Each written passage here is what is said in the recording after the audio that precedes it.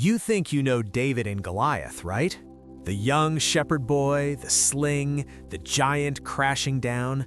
It's one of the most iconic stories in the Bible. But what if I told you this story didn't end there?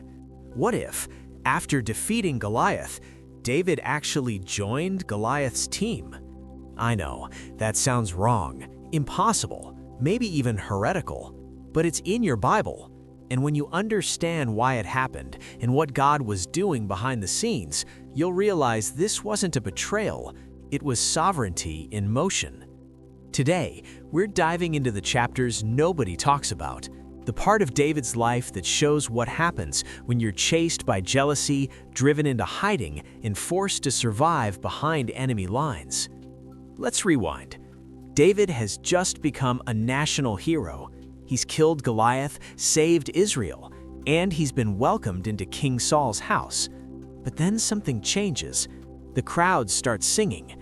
Saul has slain his thousands, but David his tens of thousands. Jealousy creeps in, paranoia takes over, and Saul makes it his mission to eliminate David. This begins one of the darkest chapters in David's life, not just spiritually, but emotionally, physically, and even politically. He goes from hero to fugitive. Over the next several chapters, David flees for his life. He hides in caves, wanders through deserts, lives like a hunted animal. And in a strange twist, he ends up in Gath, the very hometown of Goliath, the man he killed. Let that sink in. David, carrying Goliath's sword, walks into Goliath's city. And when the people recognize him, he panics. So what does he do? He acts insane. David pretended to be insane, making marks on the doors and letting saliva run down his beard. It works. The king of Gath says, "Why bring me a madman?" And David is driven out, a comical escape from a deadly situation. But that's just the beginning. Fast forward to 1 Samuel 27. David returns to Gath, this time with 600 warriors and their families. And here's the shocking part. David said to Achish, king of Gath, "Let me live in your country," and Achish gave him Ziklag. David, the future king of Israel, now lives under Philistine rule. But it gets wilder. To gain the king's trust, David tells Achish he's raiding Israelite territories, when in reality, he's attacking Israel's enemies, Amalekites and others. He lies, he deceives, he protects his own people while convincing the enemy he's turned traitor. Achish is so convinced, he says, "David will be my servant forever."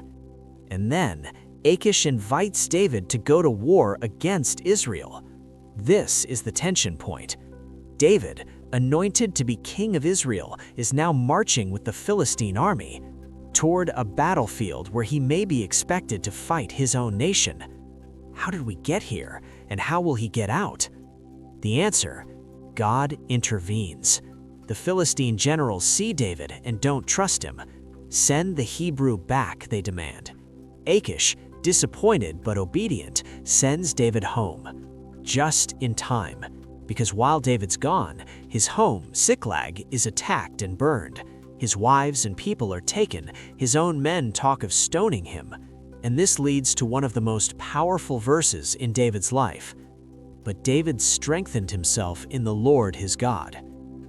So let's step back and ask, why would God allow David, a man after his heart, to end up living among the Philistines?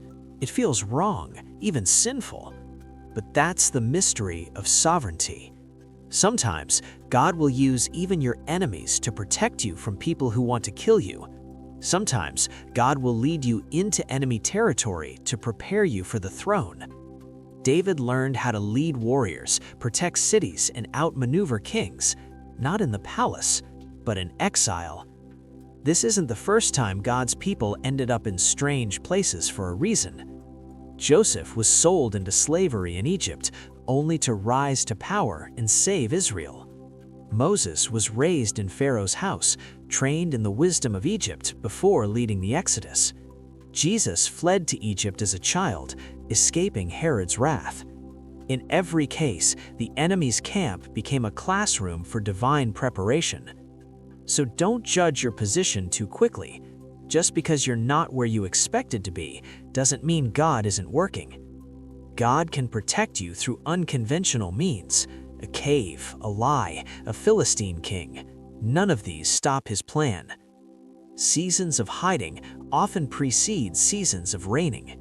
David went from fugitive to king, but not without scars. Even when you fail or deceive, God can redirect. David didn't make every decision perfectly, but God still used it all. Maybe you're in a season where nothing makes sense. You feel like you're far from where God promised you'd be. You've compromised, you've hidden, maybe you've even aligned with people you once opposed. But here's the truth. God's plan for your life doesn't unravel just because you took a detour. He's still working, still weaving, still preparing you for what's next, just like David. Because the God who anoints you also knows how to protect you until it's time to place the crown on your head. If this deeper layer of David's story revealed something new, if you've ever felt like you're surviving in enemy territory, you're not alone. David's story isn't just about giants, it's about what happens after the battle, and the God who stays with you even when you wander.